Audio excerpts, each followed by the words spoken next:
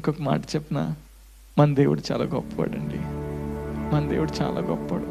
ఎంత ఘోర పాపాలు చేశాను కదా, దేవుడు అన్నాడు, స్వరూప్ నాకు నువ్వు కావాలి, నిన్ను నా పనికి వాడుకుంటానంటే, ప్రభువా నేను పాపిని, ఆయన పాపాత్ముడిని ప్రభు అంటే, లేదు నాకు నువ్వు కావాలి అని చెప్పి దేవుడు దర్శించి ఆయన సేవకుడిగా నన్ను వాడుకుంటున్నాడు.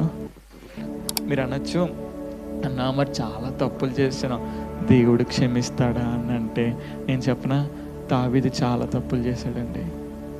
వ్యభిచారం చేశాడు, అడ్డంగా ఉన్న భర్తను చంపించేశాడు, తప్పుని కప్పిపెట్టేసుకున్నాడు. 1-2 బోల్డ్ కేసులు ఉన్నాయి దావీదు పైన.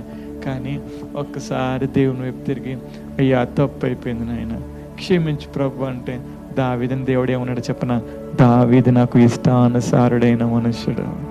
ఇది నాన్న ఇక్కడ కూర్చున్న మై డియర్ యంగ్ ఫ్రెండ్స్, నువ్వు దేవునికి ఇష్టడిగా మారాలి. ఆమెను చెప్తే ఏమవుతుందో చెప్పనా, ఏమైనా చేయగలడు, కథ మొత్తం మార్చగలడు, నీ నామముకే మహిమంతా తెచ్చుకుందువు. చెప్తామందరూ